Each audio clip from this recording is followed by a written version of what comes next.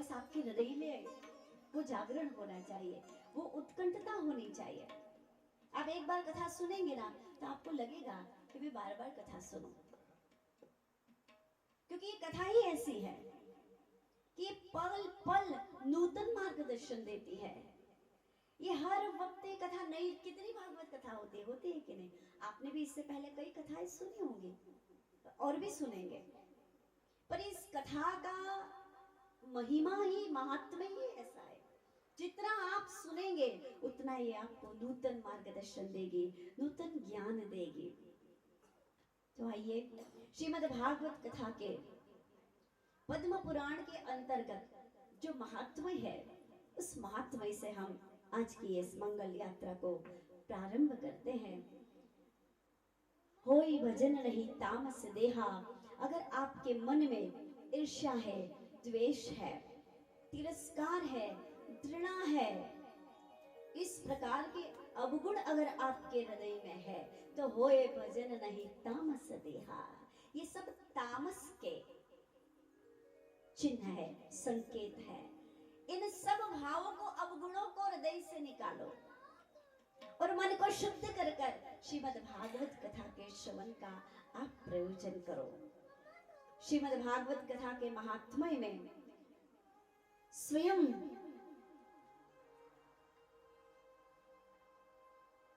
भागवत कथा को कहा किसने? भगवता प्रोक्तम भागवतम। भागवत कथा वो है जो परमात्मा ने स्वयं ने कही है।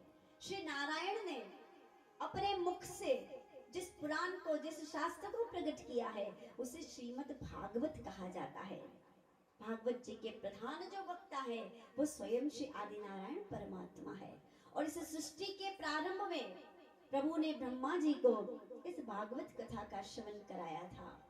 फिर ब्रह्मा जी ने नारद जी को इस कथा का ज्ञान दिया, नारद जी ने व्यास जी को इस कथा का ज्ञान दिया, और फिर व्यास जी ने सुखदेव मुनि को श्रीमद् भागवत कथा का ज्ञान दिया। उसके बाद सुखदेव मुनि के माध्यम से परीक्षित जी मुख्य श्रोता बने और इस समूचे संसार ने श्रीमद् भागवत कथा को प्राप्त किया।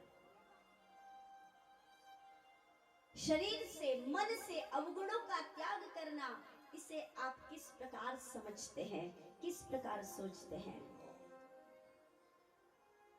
जरूरी नहीं कि हर वक्त लबों पर श्री हरि का नाम आए, कि जरूरी नहीं कि लबों पर हर वक्त श्री हरि का नाम आए। वो लम्हा भी खास है, वो एक लम्हा भी खास है जिस वक्त आपकी जुबान पर उस ठाकुर का नाम आए। उनका नाम भी अगर आपकी जुबान पर आ गया, कोई जरूरी नहीं आप ध्यानी बन जाइए, आप तपस्वी बन जाइए, कोई जरूरी नहीं आप ज्ञानी बन जाइए। वो लम्हा भी खास है जिस एक पल आपकी जुबान पर ठाकुर जी का नाम आए। बस उनका नाम आपकी जिह्वा से प्रकट होता जाएगा तो आपकी भक्ति, आपका विश्वास, आपकी आस्था उनके चरणों में दृढ़ हो जाएगी। और इस कलयुग में दृढ़ भरोसे के अलावा और कोई उपाय नहीं है, कोई साधन नहीं है जिससे आप श्री ठाकुर जी के चरणारविंद की प्राप्ति कर सके। इसीलिए कहा है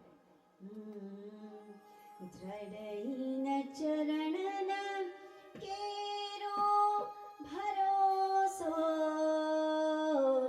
दृढ़ चरणन केरो। उनके चरणों से दृढ़ भरोसा करके प्रीति करिए। ये नर्सरी की क्लास है, थोड़ी कठिन रहेगी, कल आपको बड़ा आसान रहेगा। जब तक आप उनकी कथा श्रवण के अधिकारी नहीं हो जाते, जब तक आप अपने हृदय का मलाल सारा त्याग नहीं देते, तब तक आप उनको हृदय में बिठाएंगे कैसे? मेरा तो बस यही प्रयास है कि एक बार आप उनके मनोहर स्वरूप को अपने हृदय में विराजमान करा लो, फिर मैं आपको कथा सुनाऊं। क्योंकि साथ क्या जाएगा आपके जीवन में? आपका आधार कौन बनेगा? आपके सत्कर्म, आपकी भक्ति, परमात्मा के प्रति आपका विश्वास, आपकी आस्था, यही तो आपके सच्चे साथी हैं। माता पिता साथ दे पाएंगे, पति साथ दे पाएंगे, पुत्र साथ दे पाएंगे, पुत्री साथ दे पाएगी, पत्नी साथ दे पाएगी, पति साथ दे पाएंगे। हाँ, हमारे उस यात्रा पर हमारे साथ कौन जाएगा? कौन जाएगा? कोई है ऐसा अपना? है? कौन जाएगा? हमारे सच्चा साथ देने वाला अगर इस जीवन के पर्यंत कोई है तो वो हमारे कर्म है। अब उस कर्म को हमने सत्कर्म में परिवर्तित किया है या फिर वो हमारे दुष्कर्म है, ये आधार हम पर है। ये अवसर मिला है कर्म को सुधारने का, कर्म की शुद्धि का। इस अवसर को जी लो, हृदय को शुद्ध करो, उनको हृदय के उस अथाह विश्वास को परमात्मा के चरणों से जोड़ो। कि दृढ़ चरणन, मेरे साथ कहिए आप भी, आज अवसर है उनको कहने का कि हे ठाकुर, कि दृढ़ चरणन केरो भरोसो, दृढ़ चरणन केरो, आपके श्री चरणों से मेरा दृढ़ विश्वास है, दृढ़ आस्था है, दृढ़ श्रद्धा है। क्यों? कारण भी है उसका कि साधन और नहीं आकल में चासु होय निवेरो,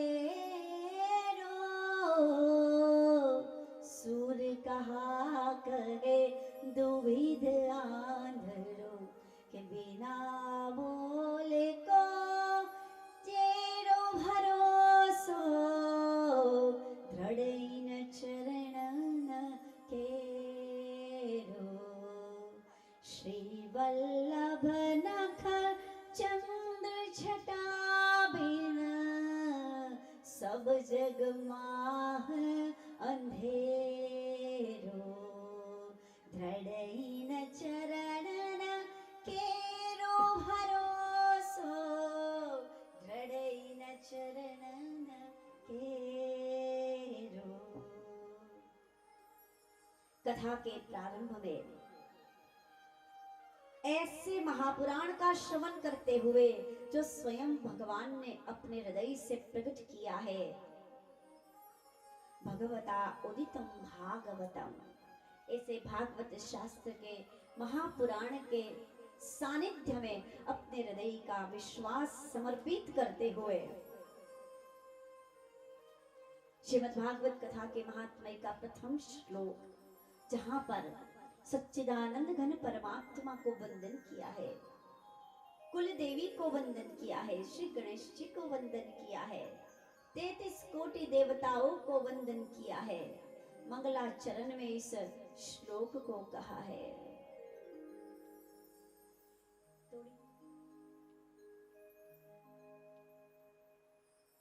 आदि नारायण परमात्मा सृष्टि के आरंभ में शेष शैया पर विराजमान है, उनके नाभि से कमल प्रकट हुआ है, उस कमल पर स्वयं ब्रह्मा जी विराजमान है। ब्रह्मा जी चारों तरफ दृष्टिगोचर करते हैं, अपने उस आसन का मूल स्थान नहीं देख पा रहे, नहीं जान पा रहे। तो ब्रह्मा जी समझने के लिए चारों तरफ देखते हैं तो उनके चार मुख हो जाते हैं। ठाकुर जी ने उन्हें चतुर्मुख कहकर संबोधित कर दिया। और उस वक्त जब ब्रह्मा जी ने ये जिज्ञासा प्रकट की, मैं कौन हूँ, कहां से आया हूँ और मेरा कर्म क्या है। देखिए, ये जो कर्म की प्रधानता है ना, ये कर्म की जो श्रृंखला है, आप समझिए सब कुछ कर्म के अधीन है। परमात्मा भी कुछ नहीं कर सकते। ठाकुर जी चाहते तो महाभारत के युद्ध को रोक सकते थे, ठाकुर जी चाहते तो द्रौपदी के चीरहरण को भी रोक सकते थे, ठाकुर जी चाहते तो एक चपाट में दुर्योधन की बुद्धि को पलट सकते थे, ठाकुर जी चाहते तो शकुनी के सारे कपट को छिन्न भिन्न कर सकते थे, ठाकुर जी चाहते तो धृतराष्ट्र के अंतर्दृष्टि को, अंतर नयनों को खोल सकते थे, पर ठाकुर जी ने ऐसा नहीं किया। क्यों? क्योंकि समूचा संसार कर्म के अधीन है। कर्म की थाप से कोई बच नहीं सकता और कर्म के फल को भोगे हुए कोई जीव छूट नहीं सकता। अगर उन कर्मों से कोई निवृत्ति दिलाता है, कोई एकमात्र ऐसा है जो उन कर्मों से हमें उबार सकता है अपनी करुणा और अपनी कृपा से, तो वो केवल श्री हरि ठाकुर जी हैं। कर्म का बंधन बड़ा प्रबल है। अष्टम स्कंद की कथा में गजेंद्र मोक्ष की कथा का हम श्रवण करते हैं। गजेंद्र ने क्या किया? भगवान को पुकारा जब किसी ने साथ न दिया, जब उनका कोई न था। अभी जैसे मैंने कहा, कौन होता है हमारे साथ? हमारे कर्म होते हैं, और अगर वो कर्म हमारे अच्छे हो तो फिर उनकी कृपा बरस जाती है। तो गजेंद्र ने अंत में क्या किया? ठाकुर जी को पुकारा, हे गोविंद, हे गोपाल, कृष्ण कृष्ण कृष्ण हरे कृष्ण, कृष्ण हरे कृष्ण, कृष्ण हरे कृष्ण, कृष्ण कृष्ण हरे कृष्ण, कृष्ण हरे कृष्ण, कृष्ण हरे कृष्ण। बोलिए, कृष्ण कृष्ण हरे कृष्ण, कृष्ण हरे कृष्ण, कृष्ण हरे कृष्ण, कृष्ण कृष्ण हरे कृष्ण, कृष्ण हरे कृष्ण, कृष्ण हरे कृष्ण, कृष्ण कृष्ण हरे कृष्ण, कृष्ण हरे। जब जब जीव गोविंद माधव अच्युत कृष्ण कन्हैया कहकर उनको पुकारेगा, तब तक वो लाज बचाने और भक्त का मान रखने जरूर आएंगे। द्रौपदी ने पुकारा कैसे? कृष्ण कृष्ण हरे कृष्ण, कृष्ण कृष्ण कृष्ण हरे कृष्ण, कृष्ण कृष्ण हरे कृष्ण, कृष्ण हरे कृष्ण, कृष्ण हरे कृष्ण। गजेंद्र ने पुकारा, हे गोविंद माधव करके। गजेंद्र पुकारते रहे। देखिए सत्कर्म का कितना प्रभाव है और भगवान के भक्तों की क्या महिमा है। अगर आप भक्ति नहीं कर सकते, आपके पास भक्ति का इतना प्रभाव नहीं है, तो आप क्या करें? भक्तों का पैर पकड़ ले। गजेंद्र निरंतर पुकार रहा है गोविंद को, माधव को। यहाँ पर बहुत बड़ा दर्शन है। गजेंद्र पुकार रहा है, ठाकुर जी प्रकट हुए गरुड़ चढ़ के, बराबर। ठाकुर जी जैसे प्रकट हुए, पुकार कौन रहा है? गजेंद्र। गजेंद्र यानी हाथी पुकार रहा है, और ग्राह ने गजेंद्र का पैर पकड़ रखा है। सुनिए, समझिए, ग्राह नहीं पुकार रहा ठाकुर जी को। वो जो मगरमच्छ है वो भगवान को पुकार नहीं लगा रहा, वो कृष्ण माधव गोविंद नहीं बोल रहा, उसने तो केवल गजेंद्र का पैर पकड़ के रखा है। और पुकार कौन रहा है? गजेंद्र, हे माधव, हे कृष्ण, कृष्ण कृष्ण हरे कृष्ण, कृष्ण हरे कृष्ण। तो कौन पुकार रहा है? गजेंद्र। ठाकुर जी प्रकट हुए, और जैसे ही प्रकट हुए क्या किया? पहले ग्राह का कल्याण किया। किसका? उस मगरमच्छ का पहले कल्याण किया। क्यों? क्योंकि उसको पुकारने वाले के चरणों को उस ग्राह ने पकड़ा हुआ था, तो पहले उस ग्राह का उद्धार किया, फिर ठाकुर जी ने गजेंद्र को बचाया है, उनका उद्धार किया है। तो कहने का तात्पर्य कि आपको अगर अपने कर्मों की शुद्धि करनी है ना, तो संतों के चरणों को पकड़ लो, ठाकुर जी के पुराणों को पकड़ लो, उनकी भक्ति को इतना मजबूती से पकड़ लो कि आपके कर्म अपने आप से शुद्ध हो जाए। जैसे ग्राह के कर्म शुद्ध हो गए, भक्त के पैर पकड़ लिए, भगवान के भी नहीं महाराज, भक्त के पैर पकड़ लिए, तो उसके दुष्कर्म से वो बच गया, और ठाकुर जी ने उद्धार कर। और क्या चाहिए? अंत क्या चाहिए? क्या चाहते हैं? भगवान का एक परम दर्शन मिले। इतना तो करना स्वामी जब प्राण तन से निकले, गोविंद नाम लेकर फिर प्राण तन से निकले। समय मारो साधजे वाला, करूं तो काला वाला। अंत समय मारो आवश्य जारे, नहीं देश देहनुमान, एवे समय मारा सावरिया जीत में करजो बंसरिया। समय मारो साधजे वाला, करूं तो काला। तो ये अंततया तो यही है, इन प्रकारेण उनका उसके लिए ये अवसर मिला है कर्म शुद्धि का। पुरुषोत्तम मास, श्रीमद् भागवत कथा, 7 दिवस का सत्संग, इसे नहीं छोड़ो। और अगर आप अपने इस पुरुषोत्तम मास को उत्तम बनाना चाहते हैं तो एक काम प्रतिदिन करो। मैं आपको उपदेश में नहीं कह रही हूँ, न आदेश दे रही हूँ, मैं आपसे निवेदन पूर्वक कह रही हूँ। उसका जो आपको फल मिलेगा ना, वो अनंत होगा। प्रतिदिन एक भगवान के विष्णु सहस्त्र नाम, एक एक नाम के साथ एक एक तुलसी दल श्री हरि को समर्पित करो। और आपके समक्ष तो भागवत जी विराजमान, आप यहाँ बैठकर विष्णु सहस्त्र नाम के साथ एक एक तुलसी दल भगवान को अर्पित करो सहस्त्र नाम के साथ। 1 दिन करो, 2 दिन करो, 4 दिन, जितनी आपकी अनुकूलता बने उतने दिन करो। और इस पुरुषोत्तम मास में विष्णु सहस्त्र नाम के साथ ठाकुर की प्रिया तुलसी जी को अर्पित करने का जो पुण्य है ना, उसकी आप कल्पना नहीं कर सकते। कल किसने देखा है अगले पुरुषोत्तम मास तक क्या हो क्या? अभी तो प्रारंभ हुआ है पुरुषोत्तम मास।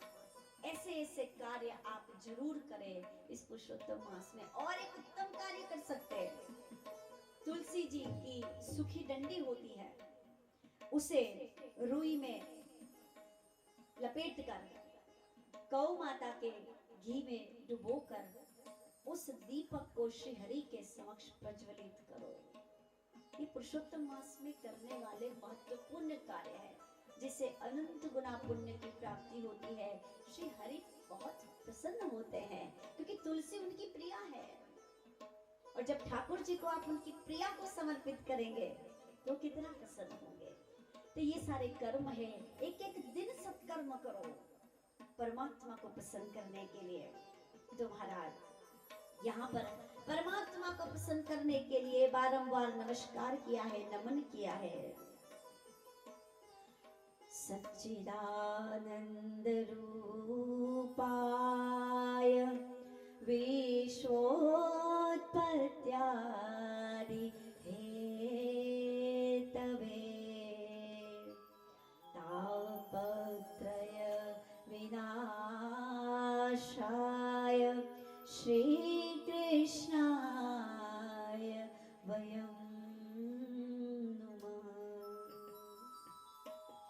सच्चिदानंद रूपाय विश्वोत्पत्त्यादि हेतवे तापत्रय विनाशाय श्रीकृष्णाय वयं नमः। सच्चिदानंद स्वरूप भगवान श्री कृष्ण के चरणों में हमारा बारंबार प्रणाम है, प्रणाम है, प्रणाम कर बारंबार नमन है, बारंबार वंदन है।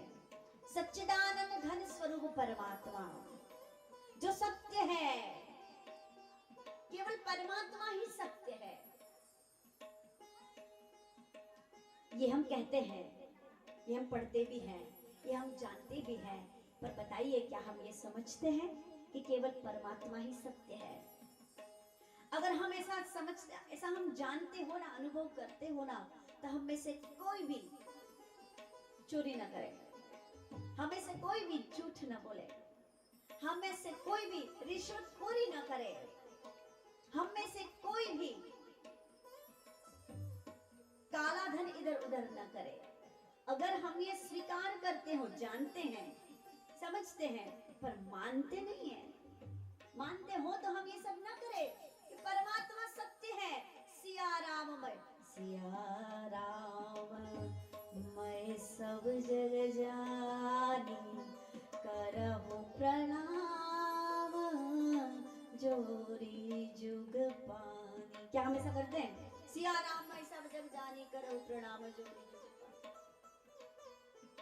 पर इस बात को भोलेनाथ जी ने कहा है मां जगदम्बा को कैलाश में विराजमान होकर जब इस अद्भुत अनंत कथा को जब श्रवण करा रहे थे, तब कहा है श्री भोलेनाथ जी ने, उमा कहूँ मैं अनुभव अपना,